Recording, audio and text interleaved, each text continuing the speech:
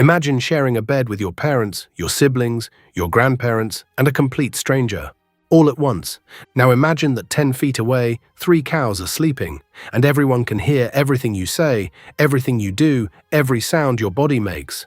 Welcome to Viking life, because here's what nobody tells you about the Norse. They had zero concept of privacy. None. And I don't mean they valued it less than we do. I mean the idea itself didn't exist. Every conversation was public. Every meal was shared. Every secret was known by 30 people before sunset. Tonight we're diving into a world where privacy wasn't just rare, it was impossible. And Vikings, they wouldn't have wanted it any other way. The architecture of transparency. Let's start with the building itself. A Viking longhouse stretched anywhere from 50 to 75 feet long. Some reached nearly 100 feet. That sounds massive, right? Now picture this. That entire space was one room. One single room, no hallways, no separate bedrooms, no bathroom, no closets, no doors except the main entrance. Archaeological excavations across Scandinavia confirm this. Sites from Norway to Iceland show the same pattern. Open floor plans with maybe some simple wooden partitions or fabric curtains to mark different functional areas. But those curtains weren't walls, they were suggestions. Sound traveled, smells traveled. Light from the central hearth reached every corner. Privacy was a rare luxury, according to multiple historical sources describing Viking longhouse interiors. Shared spaces for cooking, eating, and sleeping were the norm. And who lived in this one giant room? Not just your nuclear family. 3 generations minimum. Grandparents, parents, children, sometimes aunts, uncles, cousins. Then add the slaves. Vikings called them thralls. They comprised up to a quarter of the population according to archaeological evidence. They slept in the same space. Add hired workers during harvest season. Add any travelers who showed up asking for shelter because Viking hospitality culture made refusing them a grave offense. Sources describe longhouses accommodating 30 to 50 people regularly. 50 people, one room. Along the walls ran wooden benches. These benches did double duty, sitting during the day, sleeping at night. You'd line them with animal skins for padding, stuff a pillow with feathers if you were lucky. And that's where you slept, next to your brother, your grandfather, maybe a thrall, maybe a stranger who arrived at sunset asking for shelter. Some historians believe Vikings actually slept sitting up, backs against the wall, because the bench space was so limited and confined. Imagine trying to sleep sitting up while 30 other people breathe, snore, cough, and shift around you. Now add the livestock. Because during winter, Vikings brought their cattle, sheep, and goats inside. Not in a separate room, just partitioned off at one end of the longhouse. Sometimes just with a curtain. The animals lived with you for 6 months. Everybody's business was everybody's business. Here's where it gets really interesting. In that one-room house with 50 people, there were no secrets. If you argued with your spouse, the entire household heard it. If you disciplined your child, everyone witnessed it. If you got sick, if you cried, if you laughed too loud, everyone knew. Historical sources tell us that everyone knew everyone else's business, which probably led both to closeness and rancor. But this wasn't seen as a problem. It was the foundation of Viking society. Because privacy requires the concept that your personal life is separate from community life. Vikings didn't have that concept. Your personal life was community life. Consider this. The Eddic poem Rigsthula describes how the god Riga visited 3 households. In each one, he slept with the married couple for 3 nights, lying between husband and wife. This wasn't scandalous, it was normal hospitality. You shared your bed with guests. Literally. The Viking term for this was gestaretur, meaning guest right. It was a sacred obligation. Travelers, known or unknown, were welcomed into households and given comfort. That meant food, shelter, and a spot on the sleeping bench.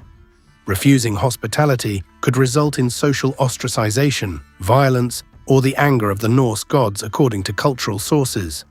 So strangers slept in your house, ate your food, heard your conversations.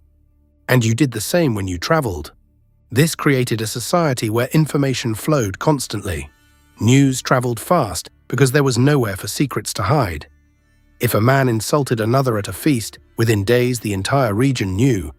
If a woman made a clever business deal, her reputation spread immediately. This transparency was actually a survival mechanism. In a harsh environment where cooperation meant life and death, you needed to know who was trustworthy, who kept their word, who pulled their weight. Privacy would have hidden that information. The intimacy problem. Now let's talk about what modern people find most shocking. How did Vikings handle intimate moments? The answer is simple. They didn't hide them. Marriage, childbirth, illness, death, all of it happened in that communal space with minimal separation. When a Viking couple wanted privacy for intimate relations, their only option was waiting until others slept, or using those thin fabric curtains that blocked vision but not sound. Archaeological evidence shows that animal hides were sometimes draped over sleeping benches, providing extra warmth and offering privacy in some cases. But some privacy meant you couldn't be seen. Not that you couldn't be heard. Children grew up witnessing the full spectrum of human experience: birth, death, sickness, intimacy, arguments, reconciliation. This wasn't considered inappropriate, it was education. And bodily functions. Vikings had no indoor plumbing, no bathrooms. Historical sources politely avoid discussing the logistics of human waste in detail, but the reality was probably rags, frequent accidents, and general acceptance of smells we'd find unbearable. At night, in winter, when it's -20 outside, you're not walking to an outhouse, so everyone dealt with the reality of human bodies in close quarters. Modern people reading this probably feel claustrophobic, horrified even, but Vikings didn't know any different. This was normal, this was home. And here's the fascinating part: despite the complete lack of physical privacy, Vikings did have social privacy. What do I mean? You learned not to notice things, not to acknowledge them, not to speak about what everyone could see and hear. It was a cultural agreement. We all live together, so we pretend we don't see everything. The sagas mention this implicitly. Characters in stories know things they shouldn't technically know, but nobody questions how they learned it. Because everyone knew everything anyway. Why privacy would have killed them? So why did Vikings live this way? Was it just poverty? Lack of building materials? Partially. But there's a deeper reason. Privacy would have been fatal. Consider winter in Scandinavia. Temperatures plunging below freezing for months. Limited sunlight. Brutal winds. That central hearth in the longhouse had to stay lit constantly.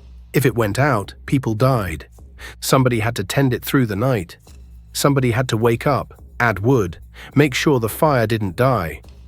In a communal sleeping arrangement, this was easy. People took shifts naturally. If one person was awake anyway, they'd add logs. But in separate rooms with closed doors, the fire could die while everyone slept. The shared body heat mattered too. 50 people in one space generated warmth. That's 50 biological heaters running at 100 watts each. 5,000 watts of passive heating, enough to offset the brutal cold seeping through wooden walls. Separate them into private rooms. Everyone freezes. Then there's safety. Vikings faced constant threats, raids from rival clans, wild animals, accidents. In a communal longhouse, if someone got injured, help was immediate. If raiders approached, everyone woke together and could defend as a unit. Privacy meant isolation, and isolation meant vulnerability. But beyond survival, communal living served a deeper social purpose. Viking society was based on honor, reputation, and social standing. These concepts only work if everyone can witness everyone else's actions. How do you build a reputation for generosity if nobody sees you being generous? How do you maintain honor if nobody witnesses your behavior? How do you enforce social norms if people can hide in private spaces? You can't. The lack of privacy created constant social accountability. Everyone watched everyone, and that watching kept society functioning. Hospitality was a cornerstone of Viking culture. Sources describe it as a social and moral obligation. But hospitality only works when it's public, when everyone sees who gives generously and who doesn't. The same with courage, with wisdom, with justice. These weren't private virtues, they were public performances that required an audience. The legacy of transparency. Here's what's really interesting about Viking attitudes toward privacy. They didn't just tolerate the lack of it, they celebrated communal living. Viking feasts were crucial social events that reinforced community bonds and social hierarchies according to archaeological evidence. These weren't rare occurrences, they were regular. The Longhouse served as a gathering spot for the entire community. Celebrations, important meetings, storytelling, all happened inside those walls. Life inside a longhouse was busy. Multiple families created a vibrant community. From dawn till dusk, Vikings tended animals, worked land, and shared communal tasks. The communal nature of these homes fostered a sense of unity among inhabitants. And this unity was intentional, desired, necessary. In the poem Havamal, which contains Viking wisdom teachings, there's advice about being a good guest. It warns, love becomes loathing if long one sits by the hearth in another's home.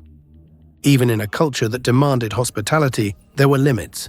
You could overstay your welcome. But the fact that you were in someone's home, sharing their space, eating their food, sleeping on their benches, that was normal. The violation wasn't being there. It was staying too long. This mindset persisted. Even today, Scandinavian cultures maintain stronger communal values than many other societies. The concept of hygge in Denmark, promoting comfort and togetherness, mirrors Viking emphasis on communal harmony. The open-door policies, the importance of social gatherings, the strong community bonds. These are echoes of Viking transparency. Modern Scandinavians value privacy more than their ancestors did. They have walls and doors and private spaces. But the cultural DNA remains, a preference for communal experiences, a distrust of excessive individualism, a belief that good things happen when people come together. The world without walls. Vikings didn't believe in privacy because privacy is a modern invention. It requires resources, spare rooms, extra buildings, enough food that you don't need to share every meal, enough safety that you don't need constant companionship for protection. Vikings had none of that, so they built a culture around transparency instead. A culture where your worth was determined by public actions, where reputation was everything because everyone saw everything, where hospitality wasn't optional because you might need it yourself tomorrow, where children learned about life by witnessing it, where secrets were impossible and trust was essential.